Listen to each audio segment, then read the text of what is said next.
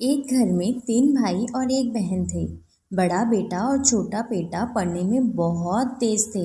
उनके माँ बाप उन चारों से बेहद प्यार करते थे, मगर बीच वाले बेटे से थोड़ा परेशान भी रहते थे। बड़ा बेटा पढ़ लिख कर डॉक्टर बन गया, छोटा भी पढ़ लिख कर इंजीनियर बन गया, मगर बीच का बेटा वो बिल्कुल आवारा और गंवार बन के ही रह गया। मंझले बेटे को छोड़ तीनों की शादी हो गई थी। बहन को छोड़ दोनों भाइयों ने लव मैरिज करी थी। बहन की शादी भी एक अच्छे घराने में हुई थी। आखिर होती भी क्यों नहीं, जिसके दो भाई एक डॉक्टर और एक इंजीनियर हो। अब मंझले बेटे को कोई लड़की नहीं मिल रही थी शादी के लिए। आखिर मिलती भी कैसे, क्योंकि काम धाम तो करता नहीं था, ऊपर से था गंवार। आखिर ऐसा कौन बाप होगा जो अपनी बेटी को जानबूझकर एक निकम्मे गंवार के गले अपनी बेटी बांध देगा। बाप भी परेशान, माँ भी परेशान। बहन जब भी मायके आती सबसे पहले छोटे भाई और बड़े भाई से मिलती, मगर बीच वाले से कम ही मिलती थी। बस औपचारिकता निभा देती थी, भाई है सोचकर, क्योंकि वह ना तो कुछ दे सकता था और ना ही वह जल्दी घर पर मिलता था। गंवार वैसे वह दिहाड़ी मजदूरी करता था, पढ़ नहीं सका तो नौकरी कौन देता। इसी फिक्र में मंझले की शादी किए बिना बाप गुजर गया।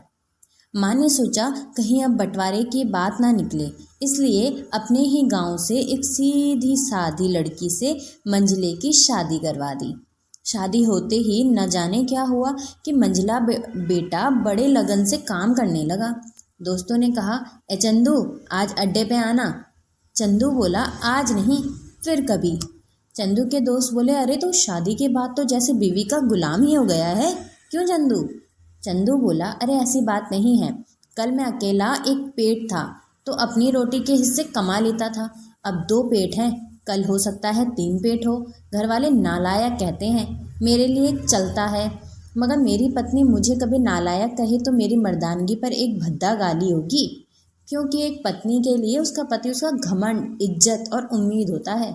उसके घर वालों ने भी तो मुझ पर भरोसा करके ही अपनी बेटी दी होगी, फिर उनका भरोसा कैसे तोड़ सकता हूँ। कॉलेज में नौकरी की डिग्री मिलती है और ऐसे संस्कार माँ बाप से मिलते हैं। इधर घर पे बड़ा और छोटा भाई और उनकी पत्नियां मिलकर आपस में फैसला करते हैं कि जायदाद का बंटवारा हो जाए, क्योंकि हम दोनों लाखों कमाते हैं, मगर मंझला ना के बराबर कमाता है। कल तक तो ठीक था, मगर अब उसने शादी भी कर ली है, सब खर्चा हमें ही उठाना पड़ेगा। ऐसा ना हो। माँ के लाख मना करने पर भी बंटवारे की तारीख तय होती है। आज बंटवारे का दिन था। बहन भी आ जाती है, वकील भी आ जाता है और गांव के बड़े बुजुर्ग भी आ जाते हैं, मगर चंदू है कि काम पे निकलने के लिए बाहर आता है। उसके दोनों भाई उसको पकड़कर भीतर लाकर बोलते हैं कि आज तो रुक जा, बंटवारा कर ही लेते हैं। चंदू कहता है, तुम लोग बंटवारा कर लो, तुम लोगों को जो मर्जी जिसमें खुशी मिले रख लेना, बस मेरे हिस्से में माँ रख देना। कहकर जैसे ही जाने लगता है, वकील कहता है, ऐसा नहीं होता, साइन करना पड़ता है।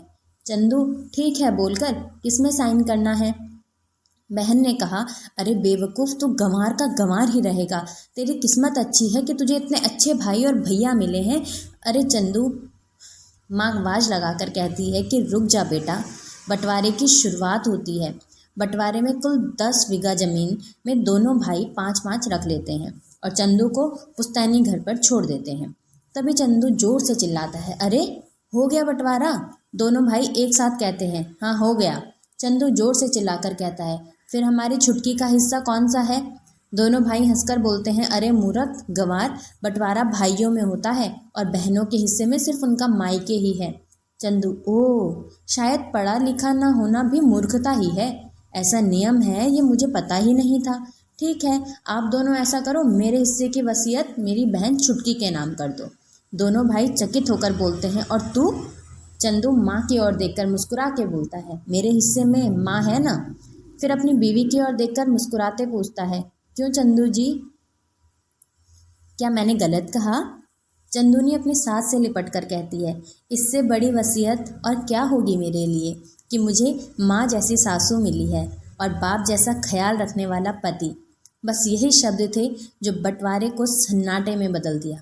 बहन दौड़कर अपने गंवार भैया से गले लगकर रोते हुए बोलती है, माफ़ कर दो भैया मुझे, क्योंकि मैं समझ ना सकी आपको।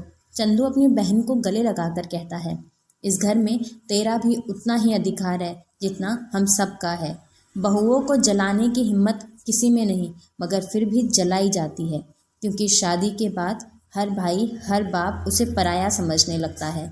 मगर मेरे लिए तुम सब बहुत अजीज हो, चाहे पास रहो या दूर।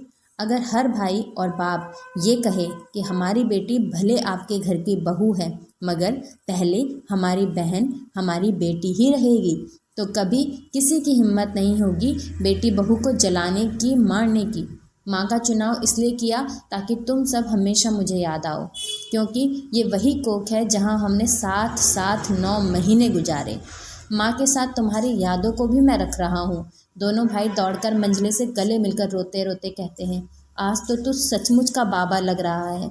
सबकी पलकों पे पानी ही पानी था, सबकी आंखों में पछतावे के आंसू साफ दिखाई दे रहे थे। फिर सब एक साथ फिर से रहने लगे। डिग्रियां समझ तो देती है पर ज्ञान नहीं देती, मगर संस्कार रिश्तों को हमेशा सम्मानित करता है, एक सूत्र में बांध कर रखता है। Thanks for watching.